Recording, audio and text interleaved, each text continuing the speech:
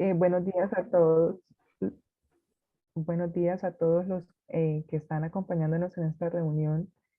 Y bueno, a lo que vinimos.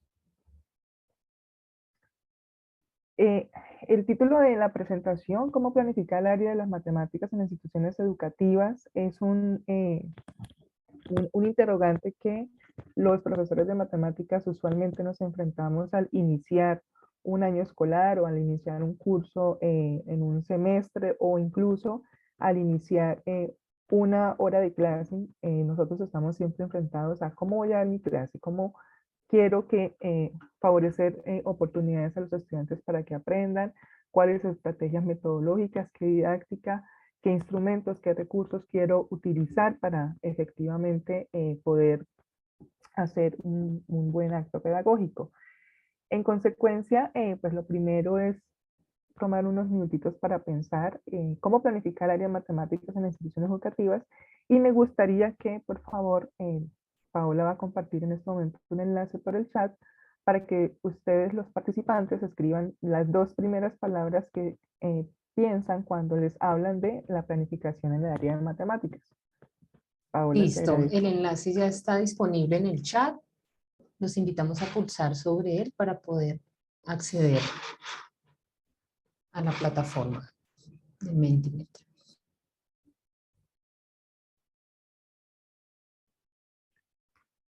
Bien, de nuevo, este ejercicio es un ejercicio que debería interesar a todos los maestros en su quehacer pedagógico, con el fin un poco de poder eh, tener una hoja de ruta que nos permita hacer nuestro trabajo de la mejor manera posible y favorecer espacios de aprendizaje a los estudiantes donde puedan brindarles oportunidades a ellos para que aprendan, y que esto pues se vea evidenciado y redunde en pues unas eh, digamos buenos resultados académicos en los estudiantes a nivel de la institución educativa, y por qué no decirlo también, redunde también en las resultados en las evaluaciones, por ejemplo, tipo PISA, o pues, otras evaluaciones más de carácter institucional, como por ejemplo en el caso de Colombia,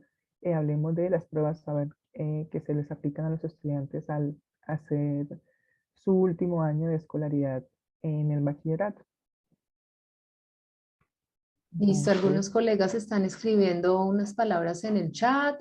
También los invitamos a que por favor lo registren en el enlace que nuevamente les estoy compartiendo. No obstante, ya nos están hablando de motivación, contenidos, evaluación, procesos, indicadores, tiempo, didáctica, pero les agradecemos lo registren en el enlace para que podamos ver como esta nube de palabras que se construye entre todos los asistentes. voy a abrir el enlace para mirar los resultados. Entonces,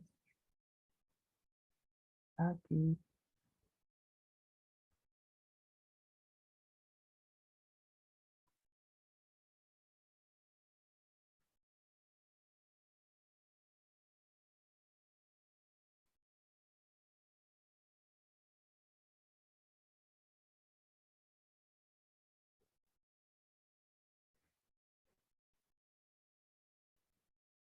Bien, como lo mencionaba Paola hace un momento, mm, están los profesores que están participando, han expresado palabras como contenidos, competencias, contexto, didáctica, recursos, articulación, diseño, plan de área, materiales concretos, indicadores, metodología y didáctica, plan de aula, flexibilidad, estudiantes, secuenciación, documentos legales, significativo, destrezas, procesos, didáctica, objetivos, organizar, articulación, dificultad, apatía. Digamos que ahí se están mencionando muchas cuestiones que efectivamente están involucradas en el proceso de la planificación curricular en matemáticas, y que un docente debería, al momento de hacer su planificación curricular, pues tener en cuenta, digamos, esta gran gama de términos para poder planear el área de matemáticas. Esto tiene, digamos, mm, una, un gran impacto en el momento de planificar nuestra clase. Entonces, el día de hoy yo les voy a contar sobre mi investigación, pero vamos a hacerla un poco a nivel más general, es decir, ¿cuáles son las características de la planificación en matemáticas? ¿Qué debería tener una planificación curricular en matemáticas? Eh, Principalmente debería tener un sentido y ser de utilidad en la práctica, es decir, esto debería estar relacionado con las didácticas que el profesor tiene a su mano para poder planificar el área de matemáticas. Debe tener una relación con los documentos curriculares oficiales, es decir, para el caso colombiano nosotros tenemos aquí unos estándares y unos documentos que se denominan derechos básicos de aprendizaje, pero entiendo que, por ejemplo, también hay algunos profesores que hacen uso, por ejemplo, del marco conceptual que se propone en PISA. Algunos también hacen uso de los estándares básicos que están propuestos por la NSTM. Y pues la idea es poder tener una planificación que se encuentre alineada con esos documentos curriculares oficiales.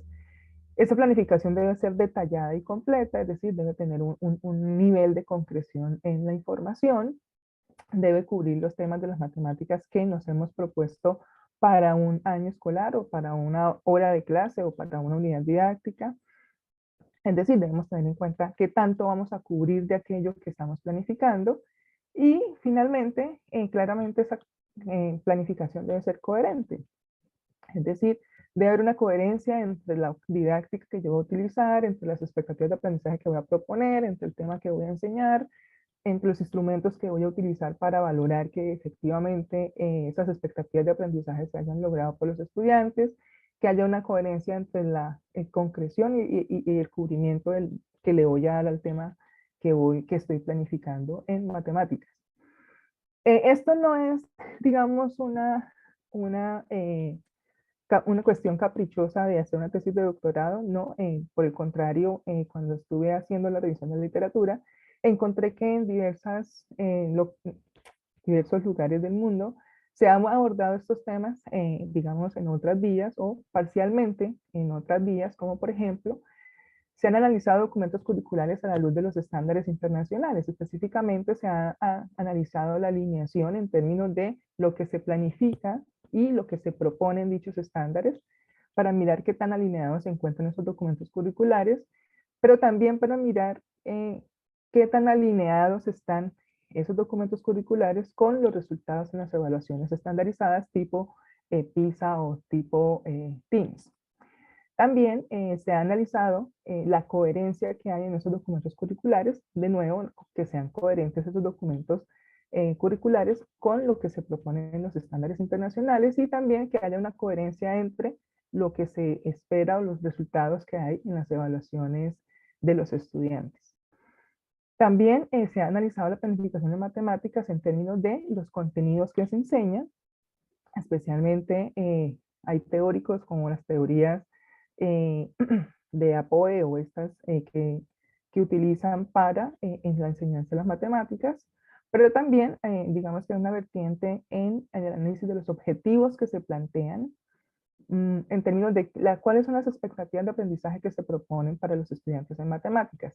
Estas dos vertientes, contenido y objetivo, se estudian principalmente en los libros de texto, dado que en la mayoría de las instituciones educativas el libro de texto aún sigue siendo esa hoja de ruta que siguen los maestros.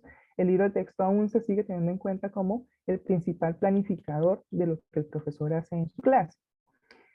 También hemos visto que se analiza la planificación de matemáticas en términos de la enseñanza, en términos de cuáles son las metodologías que se utilizan para enseñar matemáticas y en términos de la evaluación, cuáles son los instrumentos que se utilizan para la evaluación y también cuáles son los resultados en las evaluaciones de matemáticas. Y finalmente, una tercera vertiente por la que se ha analizado la planificación en matemáticas es lo que se denomina coherencia curricular. Y coherencia curricular, de nuevo, en términos de la planificación, es decir, lo que mencioné aquí en la parte de arriba, coherencia con los estándares. También en términos de los resultados, es decir, coherencia con los resultados en las evaluaciones estandarizadas. Y finalmente, coherencia en reformas educativas, es decir, se ha analizado el currículo antes de una reforma educativa y después de una reforma educativa para mirar precisamente esos resultados en esas evaluaciones que se han realizado y en mirar también cómo ha sido el aprendizaje de los estudiantes. Entonces, de nuevo, ya hay suficiente literatura de investigación en la que se han dado cuenta que la planificación curricular de matemáticas es un problema o es un tema que se está estudiando en diferentes intereses, digamos, particulares. Bien, entonces, una vez visto que es un problema que es de actualidad y que está, digamos, allí moviéndose en el mundo de la educación matemática, pues decidí escoger unas gafas, como decía Pedro, unas gafas con las cuales analizar el problema de la planificación curricular en matemáticas. Y dichas gafas o dicho marco conceptual que utilicé fue la teoría curricular, que en dicha teoría curricular se concibe el currículo como un plan de formación que tiene unas dimensiones y que tiene unos niveles de concreción. Dichas dimensiones del currículo son 4: la dimensión conceptual, la dimensión cognitiva, la dimensión formativa y la dimensión social. Y cada una de ellas tiene, digamos, una pregunta de análisis. En la dimensión conceptual se encuentra el conocimiento. ¿Qué es el conocimiento? En la dimensión cognitiva está centrado en el aprendizaje. ¿Qué es aprender? En la dimensión formativa está relacionado con la enseñanza y pues, ¿qué es enseñar? Y finalmente, en la dimensión social se encuentra referida al conocimiento útil, es decir, en qué consiste realmente esa utilidad que le damos a ese conocimiento que estamos enseñando a nuestros estudiantes, pero también en valorar cómo ha sido la evaluación de los estudiantes en términos de esos conocimientos. Bien, esas son las dimensiones del currículo y, como lo dije hace un momento, tiene unos niveles de concreción. Está el nivel teleológico, el nivel de las disciplinas académicas, el nivel del sistema educativo, el nivel de la planificación para los profesores y el nivel de la planificación local o análisis didáctico, que fue una contribución que hizo Pedro a esta teoría curricular. Y que para la investigación que yo hice, pues me concentré precisamente también en ese nivel de planificación local que se denomina análisis de contenido. Bien, entonces, a partir de este marco conceptual y dado que pues había unas características que se querían analizar, que fue las que presenté al principio, pues definimos unos atributos de planificación para poder analizar esa planificación curricular. Dichos atributos se denominan tratamiento didáctico de los temas, alineación con los documentos curriculares, cubrimiento de los temas, el nivel de concreción de los temas y la coherencia. Entonces, el primer atributo, que se denomina tratamiento didáctico de los temas, pues está precisamente relacionado con las diferentes dimensiones del currículo. Y vemos que en la dimensión conceptual, al nivel del análisis didáctico, tenemos el análisis de contenido, que comprende 3 conceptos pedagógicos, que son la estructura conceptual, que involucra el campo conceptual y el campo procedimental, es decir, involucra los conceptos y los procedimientos. Está el concepto pedagógico de los sistemas de representación, que aquí voy a mencionar algunos, como el gráfico, como el simbólico, como el numérico, como el tabular, como el geométrico, pero claramente pues, hay otros. Y finalmente, estábamos hablando del concepto pedagógico de la fenomenología, que para nuestro caso, lo que nos interesa es analizar los fenómenos, qué tipos de fenómenos se están abordando y en qué contextos se están abordando. Es decir, si se están abordando fenómenos en contextos matemáticos o en contextos no matemáticos. Bien, en la dimensión cognitiva nos encontramos en el análisis cognitivo y allí utilicé los conceptos pedagógicos de las expectativas de aprendizaje y ellos, digamos, se desarrollan en unos niveles de concreción. El nivel superior, que está relacionado con las competencias.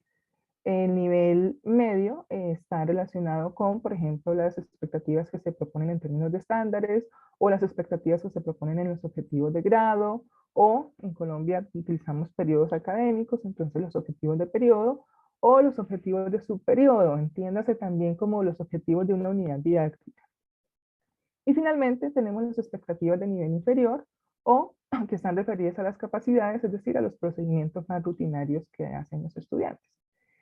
Otro concepto pedagógico que utilizamos, que analizamos, fueron las limitaciones referidas a los errores en los que pueden incurrir los estudiantes o las dificultades que se pueden presentar. Y un tercer concepto pedagógico que utilizamos fue el dominio afectivo, en términos de analizar si se proponen expectativas de tipo afectivo. Bien, en la dimensión formativa, el análisis de instrucción, pues nosotros contemplamos estos conceptos pedagógicos que fueron los esquemas de enseñanza, es decir, determinar si esta enseñanza se imparte a través de una enseñanza tradicional o si se es más bien utilizando un esquema de enseñanza no tradicional. También analizamos los elementos de la enseñanza, es decir, qué tipo de tareas se proponen, pueden ser ejercicios, problemas, talleres, proyectos, exposiciones u otro que el profesor considere para su clase, qué tipos de agrupamientos se dan en el interior del salón de clases, si son agrupamientos individuales, son grupos pequeños, en grupos grandes, las interacciones también que se dan al interior del salón, si son entre compañeros o con el profesor, los materiales y recursos que el profesor utiliza pueden ser informáticos, manipulativos, fichas taller, calendarios matemáticos u otros materiales y recursos que el profesor considere para su enseñanza. Y finalmente, pues mirar la temporalidad, cuánto tiempo se va a tardar en determinado tema de las matemáticas escolares. Y finalmente, la dimensión social involucra los conceptos pedagógicos de los criterios de evaluación y allí pues, nos centramos en mirar si eran criterios de evaluación relacionados con temas o criterios de evaluación establecidos en escalas de valoración o si se tenían en cuenta criterios de evaluación de tipo afectivo. También analizamos los instrumentos de evaluación, es decir, si se utiliza una evaluación escrita, una evaluación oral, unas exposiciones, talleres o portafolio u cualquier otro instrumento que el profesor considere para la evaluación. Y nos centramos en los tipos de evaluación solamente en dos cuestiones, que era pues, determinar si era una evaluación formativa o si era una evaluación sumativa. Bien, entonces ese fue, digamos, el primer atributo que definimos, que se llama atributo de tratamiento didáctico de los temas, y es como el grueso que involucra todas las dimensiones del currículo. El segundo atributo, que se llama alineación con los documentos curriculares, pues como nos centramos en la dimensión conceptual, en analizar conceptos y procedimientos, en analizar los sistemas de representación que se tienen en cuenta en la planificación curricular y los contextos matemáticos o no matemáticos, los fenómenos que se presentan allí, pues lo que miramos fue si en la planificación en matemáticas de la dimensión conceptual y lo que está planeado también en la dimensión conceptual en esos documentos curriculares, determinar qué tan alineados se encuentran lo que se planifica con lo que se propone en estos documentos curriculares en términos de la dimensión conceptual.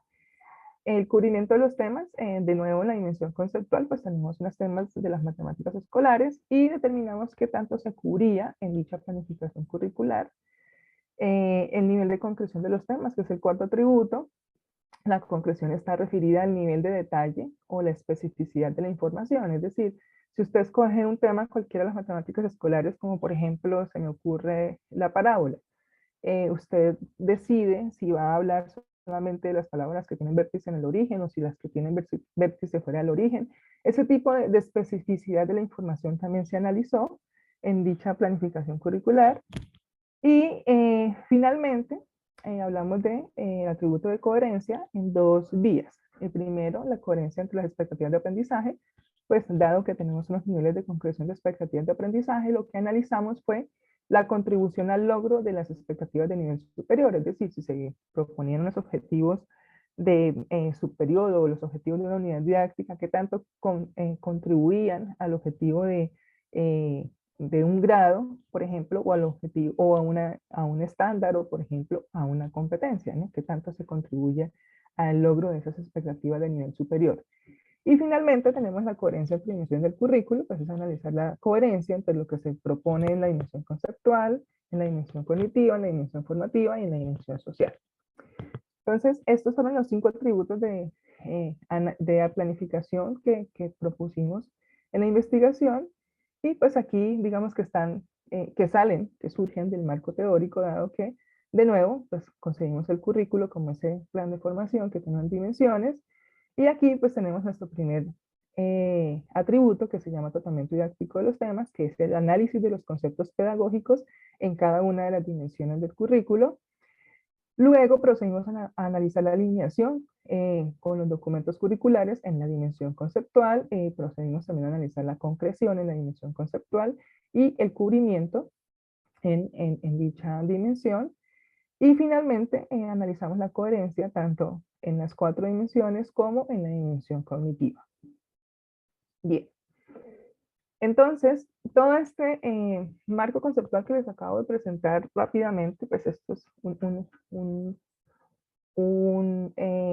resumen de lo que utilicé como las gafas que les dije para mirar y analizar los planes de área en Colombia. Entonces ahora les voy a presentar cómo es que se llevó a cabo el caso colombiano, lo que hice en mi investigación. Bien, pues en Colombia, el Estado colombiano tiene una normativa curricular en la que dice, precisamente la Ley General de Educación, que las instituciones educativas tienen una autonomía curricular, es decir, las instituciones educativas son las que cada una establece un PEI que se denomina Proyecto Educativo Institucional, que lo adapta a sus contextos y a las necesidades de su comunidad, de sus estudiantes, y ese proyecto educativo institucional debe tener unos documentos que se denominan planes de área. Asimismo, el Estado también, digamos que dice o establece unos documentos curriculares, en este caso estándares básicos de competencia, los analicé cuando empezó mi investigación hace 8 años, pues este era el documento que estaba vigente, pero hoy por hoy pues ya hay otros documentos como los derechos básicos de aprendizaje, pero yo solamente tuve en cuenta los estándares básicos, y en esos planes de área, como está definido en la ley, dice que cada plan de área está para las áreas obligatorias y fundamentales, y lo que debe contener esos planes de área son precisamente los objetivos de grado, los objetivos por áreas, la metodología de enseñanza, la temporalidad, los criterios de evaluación. Entonces, digamos que ese documento de plan de área se convierte en un instrumento de planificación en Colombia que debería guiar la acción del profesor. Sin embargo, encontramos que, dado que hay una autonomía curricular, es decir, las instituciones educativas son las que cada una hace su propia planificación institucional, pero al mismo tiempo haber unos documentos curriculares que el Ministerio de Educación establece, pues digamos que había como, no era clara cuál era la relación que había entre lo que hacen las instituciones educativas, dada su autonomía curricular en los planes de área, y lo que pasaba con los documentos curriculares, y específicamente, pues en términos de analizar cómo eran los objetivos, la metodología, los criterios de evaluación, y pues no se sabía en ese momento qué tan relacionados se encontraban esos planes de área con los documentos que plantea el Ministerio de Educación, pues para, digamos, los mínimos que deberían lograr los estudiantes, pues que se esperaría que las instituciones educativas tuviesen en cuenta estos documentos para su planificación curricular.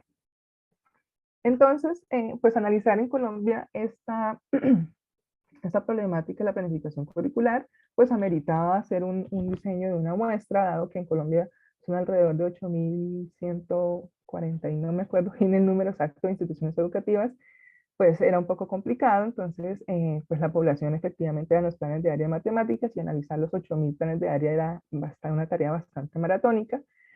Entonces construí una muestra representativa de 212 planes de área, teniendo en cuenta las características del sector, es decir, si era público o privado, del carácter de la institución, si era académica o técnica, y la ubicación geográfica, es decir, si era rural o urbana.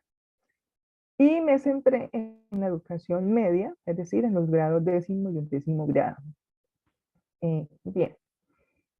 Analicé entonces, con base en esta muestra, y para poder analizar los atributos de planificación, pues me centré en 3 temas de las matemáticas escolares, que son la derivada, las secciones cónicas y la estadística descriptiva. Y los resultados, después de hacer el proceso, bueno, aquí no voy a hablar de cómo fue que se hizo el proceso, pero después de haber hecho todo un proceso metodológico, los resultados que salieron de analizar los planes de área de matemáticas a la luz de estos atributos de planificación, pues encontramos lo siguiente. En relación con el tratamiento didáctico de los temas, a nivel de la estructura conceptual, los tres temas que acabo de mencionar, derivada estadística y secciones tónicas, se abordan equilibradamente, es decir, se abordan tanto conceptual como procedimentalmente. El estudio de estos tres temas tiende a equilibrarse. En términos de los sistemas de representación, los sistemas de representación que más se abordaban en los planes de área eran el simbólico y el gráfico, y otros sistemas como el numérico, el geométrico o cualquier otro sistema de representación se les hacía más bien poco énfasis. En términos de la fenomenología, se da muy poca relevancia a los contextos matemáticos o contextos no matemáticos, o sea, es decir, los fenómenos poco se abordaban en los planes de área. Y esto pues está relacionado un poco también con las competencias. Caso, caso curioso que se habla mucho de competencias, pero al hacer el análisis de los 212 planes de áreas, encontramos que se le da muy poca relevancia a las competencias. Y esto es algo que va un poco en contravía con lo que propone precisamente el Ministerio de Educación en los estándares básicos de competencias, y también lo que se propone en la OCDE, pues a través de los marcos teóricos de PISA, que dan especial énfasis al desarrollo de competencias y al análisis o al estudio de los diferentes fenómenos en los contextos tanto matemáticos como no matemáticos. Entonces, era como un resultado de tener en cuenta que en los planes de área matemáticas analizados se da poca relevancia, y pues digamos que estas instituciones precisamente velan porque esto se dé. Bien, en relación con los estándares, parece que los resultados dan que hay inconsistencia en los estándares, dado que un estándar, de acuerdo con la definición, es una expectativa de aprendizaje que se espera que el estudiante logre a lo largo de un periodo de 2 años, porque los estándares están para 2 años consecutivos. Pues bien, encontrábamos que en los planes de área los estándares estaban propuestos como objetivos de periodo, y un periodo en Colombia dura alrededor de 10 semanas, ¿sí? Bueno, hay colegios que dividen el año escolar, 40 semanas, en 4 bimestres, o sea, cada bimestre tiene 10 semanas, o en trimestres, es decir, como alrededor de 13 semanas. Entonces, proponer un estándar que es una expectativa de aprendizaje para que el estudiante logre después de un periodo de 2 años, en un objetivo de periodo, pues es, desde nuestra perspectiva, una inconsistencia. En relación con los objetivos, hay gran variabilidad en el planteamiento de objetivos de periodo y objetivos de subperiodo. En relación con los esquemas de enseñanza, hay una incoherencia. Se pone de manifiesto que en los planes de área usualmente se encontraba un discurso introductorio en el que se habla de, qué sé yo, metodologías de enseñanza constructivista o escuela nueva o, qué sé yo, enseñanza para la comprensión, etcétera. Pero cuando íbamos a analizar los diferentes mallas curriculares, encontrábamos que lo que estaba allí propuesto en metodología era lo que a nuestro juicio está dentro de un esquema de enseñanza tradicional, que es explicación, ejemplificación, ejercitación y evaluación. Entonces es como incoherente que usted en su plan de área ponga que va a ser constructivista, pero al final resulta haciendo lo mismo. Explicar, ejemplificar, ejercitar y evaluar. Entonces, pues eso era incoherente. Y finalmente en la evaluación, encontramos que la evaluación es principalmente relacionada con temas, ¿ya? Más que con los procesos que los estudiantes puedan desarrollar. Eso en relación con el primer atributo. En relación con el segundo, alineación, encontramos efectivamente baja alineación con los estándares.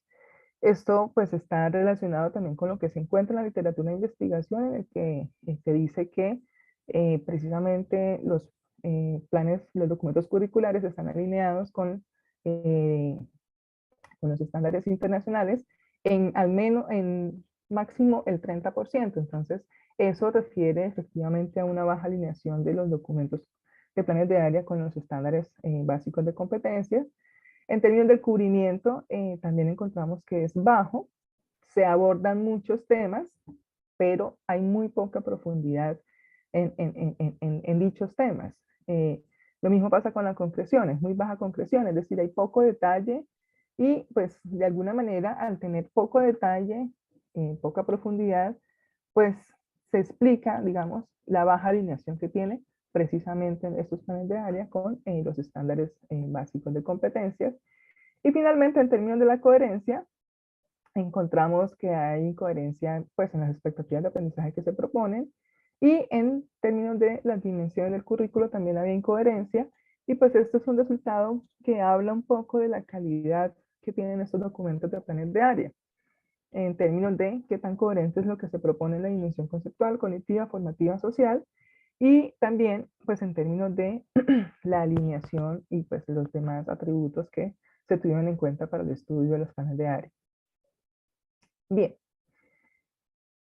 como conclusiones, pues digamos que al proponer estos 5 atributos de caracterización, los llamé, pero pues para la presentación los llamé atributos de planificación: el tratamiento didáctico, la alineación con los estándares, el nivel de concreción, el nivel de cubrimiento, la coherencia.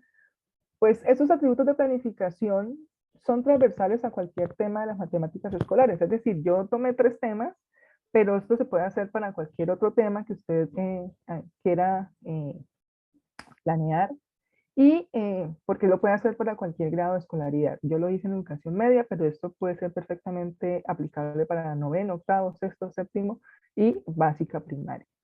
Se pueden utilizar para cualquier temporalidad, es decir, estos 5 atributos se pueden tener en cuenta para planificar una hora de clase, o para planificar una unidad didáctica, o para planificar un objetivo, un periodo académico, e incluso para planificar un año escolar. Usted puede tener en cuenta estos atributos para realizar dicha planificación.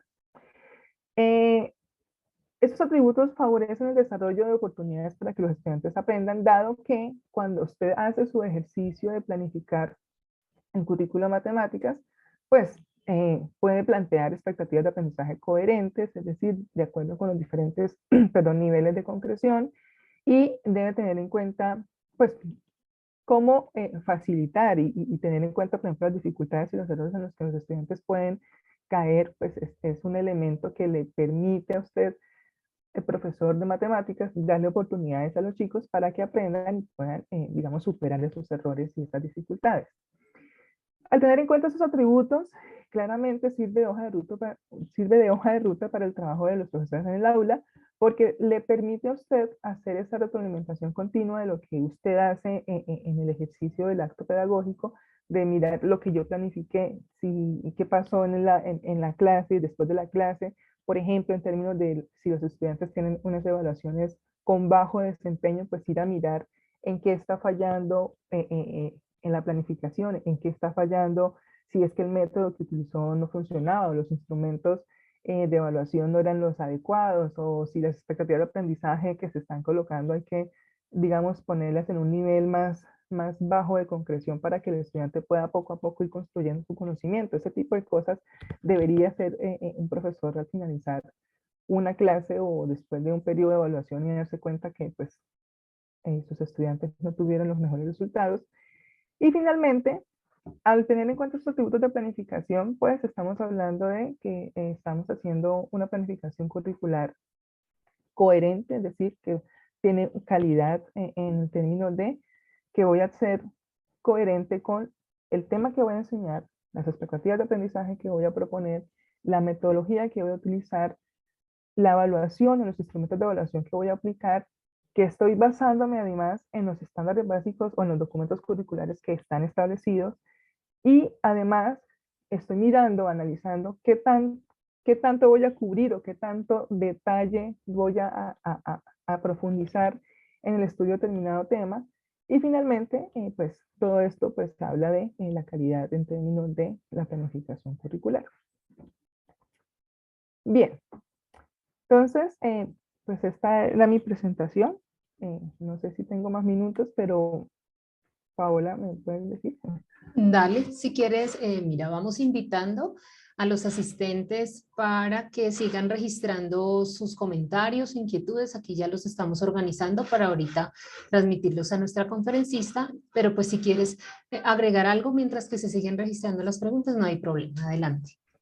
No, quería mirar un poco de nuevo la nube de palabras, pues para ver si, digamos, Vale, sí, coinciden un poco interesante. las palabras Dame un segundo, ¿cómo hago acá? Ya. Un poco en analizar, digamos, mm, ay, ¿qué estoy haciendo? Un poco analizar ay, ¿qué es esto? Las palabras que los participantes escribieron al principio, eh, pues digamos que hablan de contenido, de didáctica, de competencias, de contexto, pero la gran pregunta sería, bueno, y yo al momento de planificar, sí tengo en cuenta todas estas cosas, porque parece ser un trabajo un poco extenso, pero por lo menos yo ahora que ya terminé mi tesis y que me siento a planear mis clases, efectivamente pienso que esta tarea de analizar todas estas cosas antes de una clase o antes de un periodo académico o incluso antes de un año escolar o de un semestre, en mi caso catedrática, pues me permite, digamos, tener una visión global de lo que yo voy a enseñar, pero sobre todo de lo que quiero que al final mis estudiantes logren, de lo que al final quiero que mis estudiantes aprendan, es decir, de las competencias que realmente quiero que mis estudiantes desarrollen después de, por ejemplo, este semestre estoy acompañando un curso de álgebra lineal, entonces, ¿qué es lo que quiero que mis estudiantes aprendan al final del curso? Y esta me ha servido mucho para la planificación de las clases, para la evaluación. El curso de álgebra lineal es un curso un poco elevado en términos de que allá, pues, los objetos matemáticos, los vectores dejan de ser del típico flechita, ¿no? Y se convierten en un espacio vectorial, un conjunto de matrices, un conjunto de funciones, y eso se llaman vectores. Entonces este choque, profesora, ¿cómo así que una función es un vector? Estas cosas me han permitido a mí hacer la planificación de mis clases de una forma más consensuada, más coherente, y, y digamos que eh, llevar a mis estudiantes a que aprendan estos temas de una manera más didáctica, más aterrizada y más consecuente con lo que se quiere lograr al final de un curso como el curso de álgebra lineal. Eh, Claramente la motivación también debe estar allí implícita en esta planificación. También, digamos, veo que alguien escribió apatía. Sí, hay mucha apatía también por los estudiantes o resistencia más bien al aprendizaje de las matemáticas. Y la idea es que cuando usted se sienta a planificar, piense en todos estos elementos también de tipo afectivo y decir, bueno, ¿por qué lado hago para que los chicos se motiven? No sé, las aplicaciones, que es clave tener en cuenta en el momento de la utilidad. ¿Esto para qué sirve, profesora? ¿Esta para qué sirve, profesor? Es importante enseñarle a nuestros estudiantes este tipo de cosas eh, en la practicidad para que no se quede como, es que es el curso allá elevado de álgebra lineal y lo tengo que pasar. No, sino mire esto para qué le sirve a usted en su carrera y esto, cuál es la aplicación realmente que tiene en los contextos, en el mundo real, ¿no? Y esto, pues, para mí, a mí me ha servido mucho este semestre, por lo menos. Y bueno, pues, Muy bien. Mira, Walter Spencer pregunta, ¿cómo hacer para que a través de estos desarrollos se logre impactar en los maestros que orientan estas disciplinas científicas para no seguir pensando que lo más importante es la cantidad de temas y subtemas que se debe cubrir en un periodo o año lectivo? esa es una muy buena pregunta, porque digamos que año tras año o periodo tras periodo hay unos temas que cubrir, ¿cierto? Porque pues así lo exigen, digamos, en las instituciones educativas o en los sílabos que tienen las diferentes asignaturas.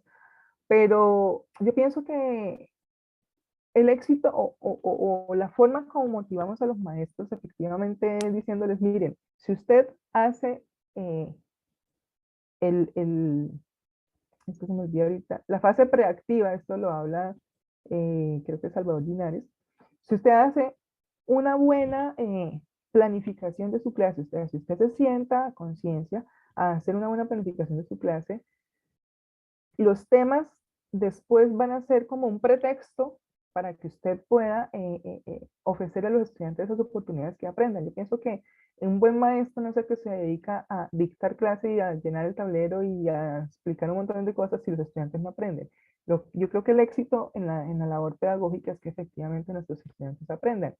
Y gran parte de la responsabilidad de que ellos aprendan es qué tanto nosotros hacemos antes de la clase para efectivamente poder involucrar a los chicos y generarles motivación y que el aprendizaje pues podamos, digamos, ofrecer esas oportunidades para que ellos lo logren. No se trata, digamos, tanto de, de cantidad, cuántos temas voy a abordar, sino la calidad con la que yo les voy a presentar. Pienso que es como lo Vale, importante. listo. Juan Vicente nos pregunta, ¿cuáles son las dificultades por las que los profesores no desarrollan coherentemente la planificación con la concreción pues, que tú has abordado hoy en tu conferencia? ¿Cuáles Yo son esas pienso que, dificultades? bueno, yo pienso que una dificultad podría ser que, por ejemplo, en algunas instituciones educativas el plan de área se ha convertido en un documento que solamente se saca al principio de año, medio se revisa, se actualiza al año y vuelve a guardarse allá en ese lugar secreto que nadie más sabe, sino el coordinador. Eso es una dificultad. El plan de área debería llevarse a la clase todos los días. El profesor debería llevar su plan de área y revisarlo continuamente, ¿sí? Eh, Porque, de nuevo, si usted no está haciendo ese proceso de reflexión de cómo enseñó la clase, de que si profesor, en su clase hay 30 estudiantes y perdieron 29, pues realmente se rajaron 30, se rajaron los 29 estudiantes y el profesor, porque pues uno no puede estar pensando en que el mejor profesor es el que más deja a los estudiantes. No, lo que me interesa es pensar en esos profesores que efectivamente hacen su labor para que los chicos aprendan. Entonces, el plan de área se convierte en ese documento o la planificación, no llámese plan de área, sino la planificación que usted hace, profesor, de las matemáticas debería convertirse en ese instrumento el que usted lleve a diario, que usted revise, que si esta estrategia no me sirvió, entonces voy a utilizar otra, que si estos contextos los estudiantes no los entendieron, entonces voy a presentarles otros, que, si me entienden, es como estar siempre revisando ese documento y no que sea el documento que se hizo a principio de año o a principio de semestre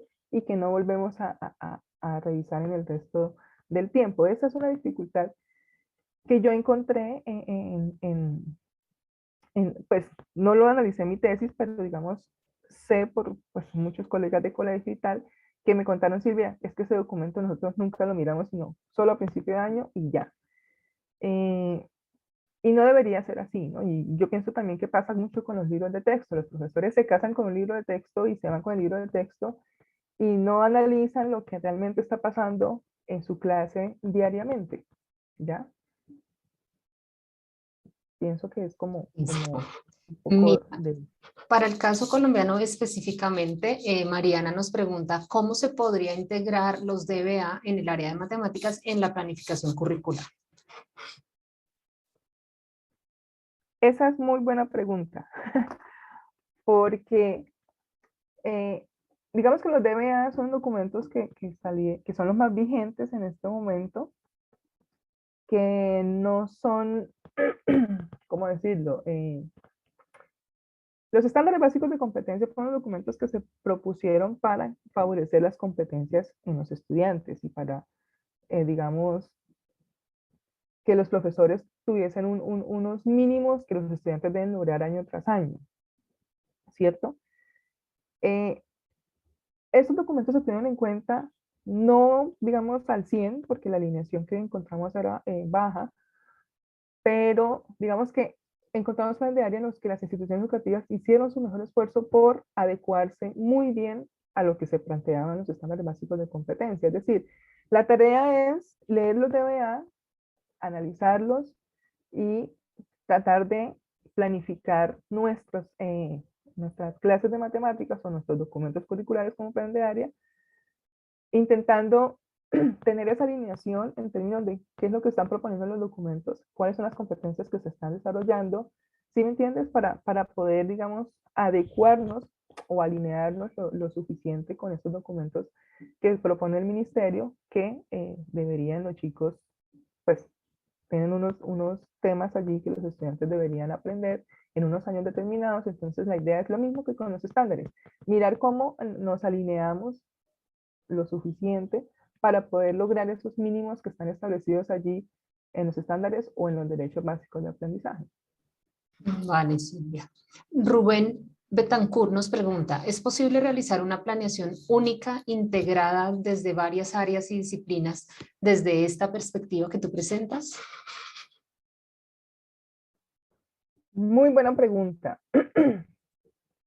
Algún día escuché a Pedro decir que el análisis didáctico era una cosa que se aplicaba a matemáticas, pero que era transversal a todas las áreas, dado que pues siempre tenemos en las diferentes áreas del conocimiento unos conceptos o unos temas que debemos aprender y siempre debemos plantear, digamos, una expectativa de aprendizaje para, valga la redundancia, el aprendizaje de esos temas. No sé, se me ocurre en este momento biología, la molécula o la mitocondria o qué sé yo. Siempre tenemos unos temas para aprender y siempre están relacionados o las expectativas de aprendizaje sobre lo que queremos aprender de ese tema y la forma como queremos enseñar para darle oportunidades a los estudiantes que aprendan ese tema y la forma de evaluar. Entonces, yo creo que esto sí de alguna manera es transversal a las diferentes áreas de conocimiento, pero ¿cómo se haría? Sería un trabajo, digamos, efectivamente interdisciplinar con los diferentes profes de las diferentes áreas, ¿no? Es un poco complicado, pero creo que se podría hacer. Vale. Aquí hay una pregunta relacionada con lo que tú comentabas de tu experiencia actual, pues en el curso de álgebra lineal. Nos dice Luis Pomaquero, con lo indicado en el estudio expuesto, ¿se podría aplicar a futuro para la planificación en instituciones universitarias o consideras que son ambientes diferentes? Si es factible, ¿cómo se podría utilizar estos atributos que tú propones, que tú presentas? Pues desde mi experiencia como catedrática durante ya 14 años, siento que en las universidades los sílabos de las diferentes materias deben cambiarse o deben revisarse, o por lo menos el profesor debe hacer una planificación diferente. Es decir, no podemos seguir pensando en, bueno, lo digo desde mi experiencia en instituciones públicas, universidades públicas, en lo que importa es que los estudiantes pasen, más no que aprendan. Y es una, digamos, una arma de doble filo porque el semestre dura 16 semanas.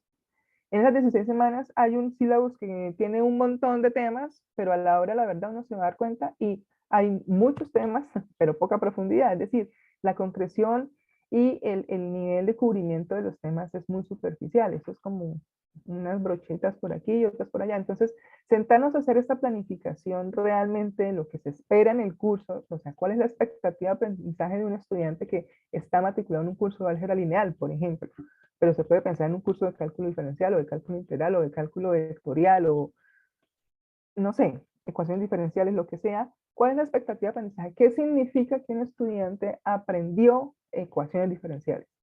Entonces, es hacer esa reflexión de cómo yo, profesor de ecuaciones diferenciales, hago la planificación de ese curso, teniendo en cuenta los temas, las expectativas, qué metodología voy a utilizar, qué instrumentos de evaluación, con qué nivel de detalle o de especificidad y qué coherencia debe haber en estas dimensiones y en estas, digamos, características para poder desarrollar un buen curso de ecuaciones diferenciales o de álgebra lineal o de en la materia que sea. Pero yo creo que sí están en mora en que las universidades hagan una revisada de esos sílabos que están allí, porque pues, lo que me he encontrado yo es que es demasiados temas y poca profundidad. Listo. Silvia, en Facebook, Joshua de Negri nos pregunta, ¿la planificación curricular de las matemáticas cambia según la cultura? Wow, pues, ¿qué te puedo decir? Ahí la pregunta sería, mm, ¿Qué tipo de matemáticas tú quieres enseñar a, por ejemplo, los chicos que están en la Sierra Nevada, en estos grupos indígenas? Eh, ¿Cómo planificar las clases de matemáticas para ellos? ¿Qué expectativas de aprendizaje tú quieres que ellos logren y qué matemáticas ellos deberían aprender? No sé, estoy hablando desde mi ignorancia porque pues nunca he sido profesora de grupos eh, étnicos diferentes. Nunca he tenido esta experiencia, pero yo creo que las matemáticas es transversal a cualquier cultura, ¿no? Pues digamos en términos básicos de aprender a sumar, restar, multiplicar, dividir, resolver situaciones problemáticas con las cuatro operaciones, esto es una cosa que trasciende a cualquier cultura, ¿no? Pero sí deberíamos tener en cuenta esos contextos de estos chicos que están en esas diferentes situaciones de comunidades étnicas, de los recursos que se disponen, y sí, digamos, de alguna manera se vería un poco afectada en esos términos la planificación, ¿no? Silvia, Creo. pero yo te quiero preguntar sobre lo que tú pudiste ver en tu investigación. ¿De pronto identificaste alguna diferencia en algunos planes de área de instituciones rurales de las instituciones urbanas o no puedes concluir nada al respecto? Sí dio la casualidad que habían 7 instituciones educativas que tenían muy buenos planes de área, de los cuales 5 eran instituciones educativas oficiales y no tengo el dato exacto, pero creo que eran 2 rurales y 3 urbanas, que eran de los planes de área que decíamos, qué planes de área tan bien hechos, o sea, y pues llamar la atención que eran precisamente colegios oficiales. Vale, gracias. Desde Facebook también, Edgar Guacaneme nos pregunta, ¿la planificación de las clases implica la preparación para lo que sucede en todas las clases? ¿Lo no planificado? La planificación de las clases, ¿Implica la preparación para lo que sucede en todas las clases? mm, no, eso hace parte del currículo oculto. Digamos que uno planifica su clase, pero siempre pasan cosas porque, pues, digamos, los estudiantes tienen unas preguntas que uno muchas veces ni siquiera se ha hecho, y esto puede pasar, ¿no? Eso puede pasar. Pero no significa, o sea, hacer una buena planificación de la clase no significa que usted esté exento de que pasen estas situaciones, ¿no? De preguntas de los estudiantes que uno ni siquiera se haya planteado con anterioridad. Y pues yo considero que uno, después de una clase, después de planificar su clase, mirar qué pasó en la clase y después de la clase, es un ejercicio que deberíamos hacer continuamente, ¿no? La retroalimentación. Sentarnos a pensar en, bueno, en esta planificación este estudiante me preguntó algo que yo no sabía, no supe responder, que nunca me había planteado, y precisamente pues de eso se trata el ejercicio pedagógico, ¿no? De volver a analizar para que en la siguiente clase, por lo menos, para no pasar la vergüenza, llevemos la respuesta que no tuvimos en ese momento y repensarnos nuevamente nuestra clase, ¿no? Yo creo que no es una cosa que se replique algorítmicamente para todas las clases. Creo que no. Vale. Vamos a ir cerrando. Aquí tenemos otras preguntas. En el caso de Roxana Scorzo de Argentina, nos habla de cómo se aborda o qué conocimiento tienes sobre la planificación y la formación de futuros docentes en relación con esto, con la planificación. Realmente no tengo mayor conocimiento. Sin embargo, puedo hablar desde mi experiencia,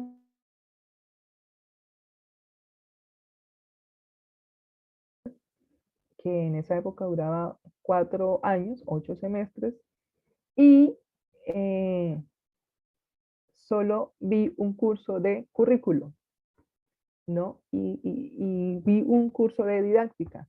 Digo, ese pensum que ya creo que lo cambiaron. Y yo, si hago un ejercicio juicioso de reflexión sobre lo que fue mi formación de pregrado en la licenciatura, yo no tuve un buen curso de currículo. O sea, yo no supe que era planear una clase hasta que ya no salí de la universidad y me tocó sentarme a planear una clase, porque en ese curso de currículo en el que vimos un montón de cosas, no, un montón de cosas que además no estaban relacionadas con lo que realmente pasa en la práctica. De hecho, cuando yo empecé a hacer mis prácticas en el último semestre, fue como, en verdad esto pasa en un salón de clase, pues todo lo que pasa en el acto pedagógico, en que tú llevas, y eso tiene tal vez un poco relación con la pregunta anterior, uno cree que lleva un discurso, un formato, un guión, ¿no? Que no se va a salir ni la coma ni el punto, pero pues los niños son maravillosos y tienen sus preguntas y tienen sus cosas para las que uno realmente no está preparado, ¿ya? Y yo, o sea, en este momento desconozco en términos de formación de profesores y planificación y currículo, lo desconozco porque infortunadamente no he tenido la posibilidad de trabajar en toda mi experiencia en formación de profesores a nivel de licenciatura. Nunca he tenido esa oportunidad. Entonces lo desconozco realmente. Vale.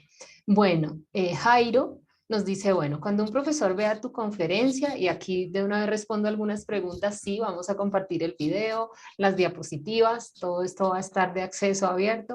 Entonces él nos dice, cuando un profesor vea esta conferencia, pues puede quedar positivamente impactado y decide implementar pues este conocimiento para el diseño de la planeación.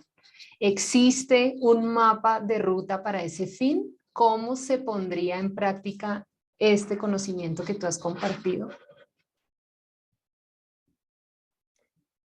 Sí existe una hoja de ruta y está en mi tesis de doctorado, estoy haciéndome autobombo, pero en mi tesis de doctorado está parte de cómo hacer el ejercicio de planear un documento de plan de área. Incluso yo propongo un plan de área de referencia con el que hice algunas mediciones de los documentos de plan de área que se encuentra allí en mi tesis que entiendo ya está en el repositorio de FUNES.